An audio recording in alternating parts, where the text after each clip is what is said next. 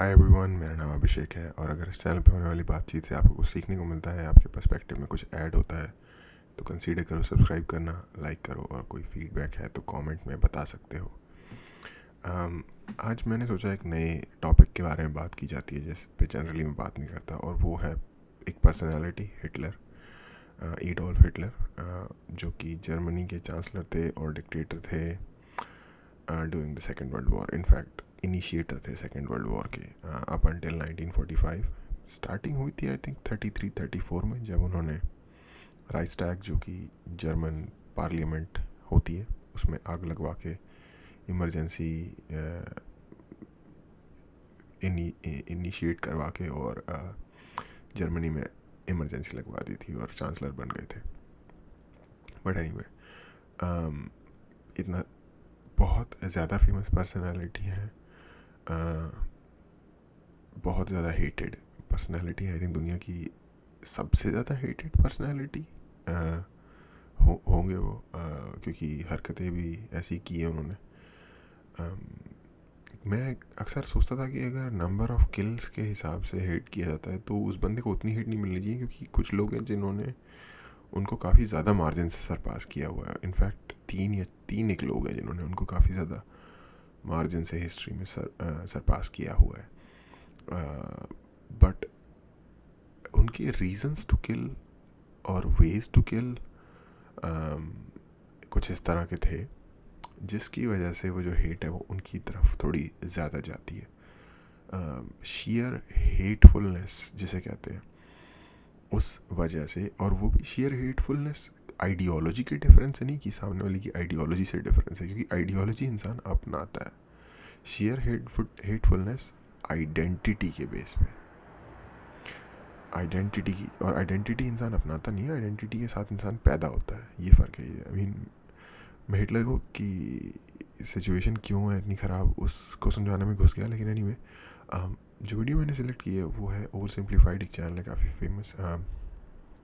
उनकी एक बहुत ही शॉर्ट में हिटलर को एक्सप्लेन की हुई वीडियो है, वो मैं देखना चाहता हूँ। मैंने पर्सनली थोड़ा बहुत पढ़ा है हिटलर के बारे में, तो मुझे लगता है शायद जनरली फेमिलियर होऊंगा काफ़ी सारी चीज़ों से। हो सकता है कोई नई चीज़ होगी तो उसमें मैं, या नहीं भी होगी, जिस चीज़ पे मुझे लगेगा कि शायद मुझे कुछ कमेंट करना चाहिए वो मैं शेयर करूँगा।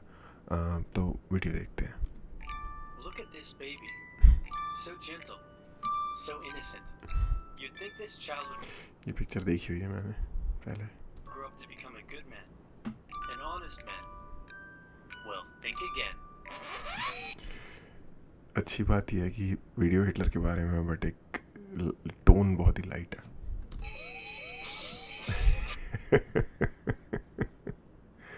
वार्निंग अलर्ट जारी हो गया। Hitler was born Adolphus Hitler in 1889 in a small town in Austria-Hungary. His father, Alois Schicklgruber, was born out of wedlock, but eventually changed his name to that of his stepfather, becoming Alois Hitler. Alois was a mid-level Austrian customs officer, not really rolling in cash, but certainly rolling in women. He married a rich, older lady, but then immediately started having affairs, including one with a much younger house servant. A few years later, he left his sick wife to be with his mistress, but since the Catholic Church didn't allow divorce at the time, he couldn't marry her. So he waited for his old wife to die and had a child in the meantime. Then his wife died, so he married his mistress and had another child, but then his new wife got sick, so he employed his much younger cousin Clara to take care of her.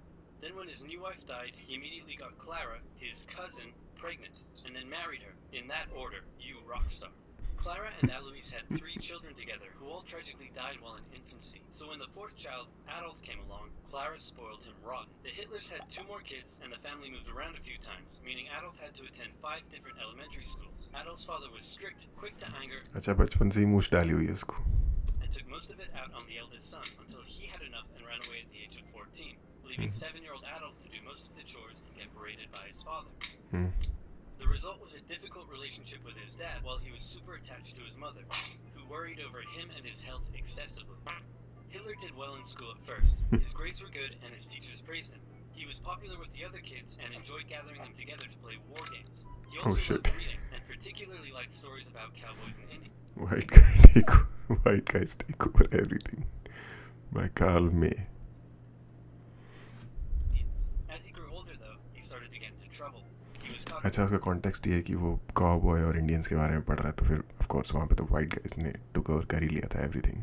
Smoking once, organized a raid on a local orchard, tormented his pro-Austria religion teacher with symbolic gestures, displaying his allegiance to the idea of united Germanic people under a greater German state, defiance of Habsburg Austria. You know, the usual.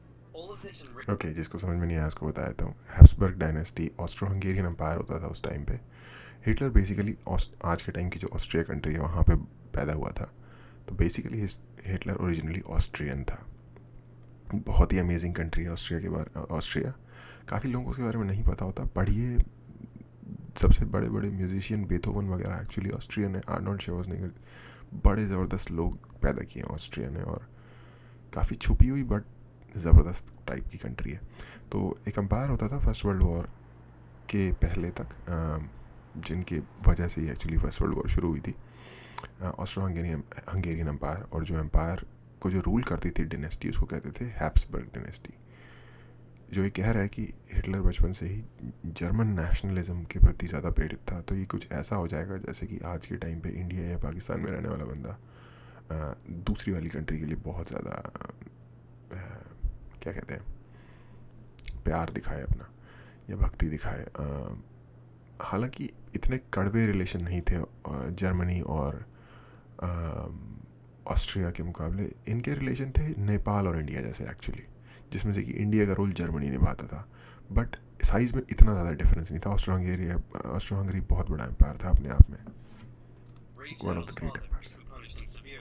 The area of Austria-Hungary that Hitler lived in was once part of the German Confederation, and many of the people who lived there considered themselves to be German. Adolf tended to just go against whatever his father said, and since his father was an Austrian public official, Hitler got big into German nationalism. This enraged Adolf's father, who punished him severely. Oh shit. Around this time,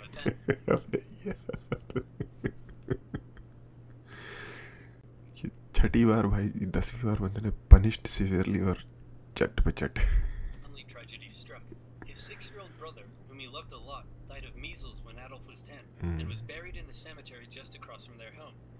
Around this time, neighbors reported a change in the young boy. Strange behaviors such as talking to trees and staying up late staring at the stars from the cemetery walls. He lost interest in religion and his school grades started to decline, which enraged his father, who punished him severely. It also didn't help that ना यार, ना कर.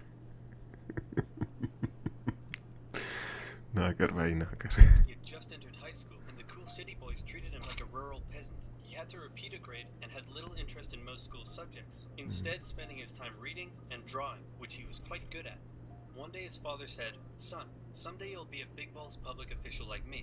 And Adolf replied, "No, father, I'm going to become an artist and soar high above the clouds with the eagles." This enraged his father, but by this time he was an old-ass man, so he just sort of let it go, Okay. and then died of a lung hemorrhage. मैं कहने वाला था, और I think हर बंदा कहने वाला होगा, who punished him severely. Hitler just about passed his final semester and celebrated in the typical way by getting blackout drunk and wiping his ass with a certificate. However, he didn't take the overall final school exam, instead just dropping out. The now 16-year-old boy was unemployed without much purpose in life, and for the next 3 years he stayed that way. He spent most Wagner, of his time in the another armor one with his only of friend, August Kubizek. Kubizek later wrote his memories of the young Hitler and said he was passionately interested in many things, felt he was in many ways better than others his age, was quick to anger just like his father, and an incredible speaker once he was ranting. When he was 18, he said a very sad goodbye to his mother and went to Vienna to take the entrance exam for art school. He failed. यही वो गलती की है Vienna के art school ने. Vienna by the way capital है Austria का, amazing city. जिसको भी मौका लगे अगर घूमने का शौक है ज़रूर जाओ. आर्किटेक्चर, एक बुराक आर्किटेक्चर होता है जो फेमस इसी एरिया से हुआ था, उसके लिए बहुत फेमस है. Soon after he had to return home. His mother was sick and her health was rapidly deteriorating. Hitler stayed by her side, and when she eventually died, the family doctor said he had never seen someone so overwhelmed with grief as Hitler was. Then Hitler returned to Vienna, still hoping to find a career in the arts, but he never did. Instead, without parental support, Hitler ended up on the streets. Now in his early 20s, he spent a few rough years living in and out of homeless shelters, making what little he could from selling postcards he painted. It's hard to pinpoint exactly when and how Hitler's extreme ideological beliefs formed, but his time in Vienna would have certainly played a role. Anti-Semitism was widespread in the city. The mayor, whom Hitler supported, was an outspoken anti-Semite. There were many right-wing, anti-Semitic newsletters, which Hitler took a keen interest in. He bought into the conspiracy theories and became a firm believer in the idea that there are many races in constant struggle with one another. the purest of which were the German Aryan people, and the worst of which, he believed, were Jews. Since Austria-Hungary was a multi-ethnic empire full of lesser races, Hitler wasn't a fan. So when he was 24, he moved to Munich in Germany to avoid doing military service, and for one more year he was a drifter on the streets, until something huge happened. In 1914, long-standing tensions in Europe erupted into the First World War. Crowds across एक Europe second, एक छोटी सी बात long... देखो, map समझना है, बिल्कुल simple है. Grey वाला है वो जर्मन एम्पायर था. जो आज के टाइम का पोलैंड है वो पूरा पोलैंड क्या, कालिनिनग्राद जो एक एक्सक्लेव है रशिया का यूरोप में, वहाँ से लेके लिथुआनिया तक जा रहा है. पोलैंड पूरा का पूरा जर्मन एम्पायर के अंदर ही है. नीचे जो रेड वाला दिख रहा है सेंटर में, वो था ऑस्ट्रो हंगेरियन एम्पायर. और ज़रा साइज़ देखो उसका, और ये पूरा एम्पायर ही गायब हो गया सिरे से, क्योंकि एक multi national multi ethnic empire था जो कि टूट के डिफरेंट स्टेट्स बन गए. Long-standing tensions in Europe erupted into the First World War. Crowds across Europe celebrated the news. Within days, Hitler volunteered for the German army. The war gave him a purpose in life. His fellow soldiers gave him friendship and brotherhood. Despite the horrors of war, Hitler considered it to be the best time of his life. He was reportedly a brave soldier and was awarded the Iron Cross, first class. He was also very lucky and had many close encounters with death. His luck ran out in 1916, however, when an artillery shell injured his leg. He went back to Germany to recover and was outraged to find a general apathetic anti-war attitude among the exhausted and hungry German populace. With the war turning against Germany, he returned to the front lines, but was temporarily blinded by a British gas attack in 1918. A month later, still recovering in hospital, Hitler learned of Germany's defeat and surrender. The terms of the peace treaty were tough on Germany. It had to pay a lot of money and lose a lot of soldiers. These conditions weakened Germany and humiliated the German people. Europe's borders changed after the war too. New countries were formed out of Russia's lost territory. Austria-Hungary was dissolved, and there was one big new country splitting Germany into two. Hitler, seeing the country he loved humiliated like this, said that hatred grew in him for those responsible, by which he meant communists and Jews, who he believed had stabbed Germany in the back by spreading dissent and anti-war propaganda back home. अच्छा, आगे बढ़ने से पहले ख़त्म ही हो गया. I think इसका एक पार्ट 2 ही है, बट मुझे ये पार्ट ज़्यादा इंटरेस्टिंग लगता है, क्योंकि ये आपको ये शो कर रहा है कि बंदे अर्ली लाइफ में जिस चीज़ के लिए इंसान फेमस हुआ है, उस चीज़ की फॉर्मेशन कैसे हुई. और जो मुझे देखने को या सीखने को इससे मिला, उसकी मदर की डेथ पे जो उसका रिएक्शन था वो मुझे पता था, उसके बारे में मैंने पढ़ा हुआ है पहले. लेकिन मुझे ये नहीं पता था कि उसका एक 6 साल का ब्रदर था जिसकी डेथ हो गई थी, और उसने एक्चुअली पिवट की है उसकी एक life from a normal kid to like somebody who is disturbed a little. Because उसके बाद से ही उसकी, जैसे उन्होंने मेंशन किया कि उसकी ग्रेड्स गिरने लग गए, बिहेवियर, साइकोलॉजिकल बिहेवियर थोड़ा वियर्ड टाइप का हो गया, जैसे कि बता रहा था कि पेड़ों से बात कर रहा है या रात में तारे देख रहा है आसमान में. और सोच के देखा जाए अगर किसी का छोटा ब्रदर है 6 साल का जिससे वो बहुत ज़्यादा प्यार करता है, और आई मीन अनफॉर्चुनेटली ऐसा कुछ होता है उनके साथ, तो मेंटली कितना इंसान डिस्टर्ब हो जाएगा. तो बंदे ने यार शायद स्ट्रगल देखा है अपनी लाइफ में. ऑफ कोर्स उसका ये मतलब नहीं होता कि इंसान उस चीज़ में बदल जाए जो ये बन गया, बट यू नो चीज़ें होती हैं, और ये हो चुका है ऑलरेडी, तो इसके ऊपर अफसोस करने का क्या फ़ायदा. लेकिन एनीवे, इस तरीके के एग्जांपल से एटलीस्ट हम ये सीख सकते हैं कि समाज में जो बुराइयां हैं उनकी शुरुआत कहाँ से होती है, या बचपन के दौरान की गई ट्रीटमेंट, या किसी भी इंसान के साथ, या कैसे इंसान एक बहुत ही डार्क जगह में जा सकता है वो, क्योंकि बंदा क्लियरली टैलेंटेड था, बंदा पढ़ाई में अच्छा था, बंदा आर्ट्स में अच्छा था. वॉर में जब उसने वॉर लड़ी तो उसने वो पूरी जान से लड़ी, जिसे कहते हैं कि दिलो जान से. आयरन क्रॉस फर्स्ट क्लास मिला है, जो कि बहुत रेप्यूटेटेड मिलिट्री अवार्ड है, अगर आपको नहीं पता तो और जान का मरने के लिए बिल्कुल रेडी भाई, कोई चक्कर ही नहीं. तो जैसे कहते हैं ना पैशन, तो पैशन से काम तो ये कर रहा था, जो भी ये कर रहा था.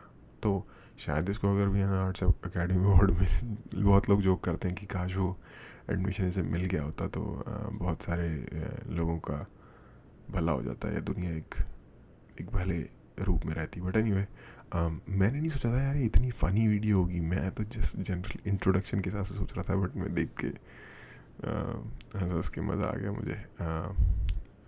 बहुत अच्छी यार, कॉन्ग्रेचुलेशन ओवर सिंप्लीफाइड गाय, जो भी आप हो। हिंदी पता नहीं, आपको मोस्ट लाइकली नहीं आती, 100% नहीं आती होगी, लेकिन वेल डन मैन, बहुत सही था, मज़ा आ गया देख के।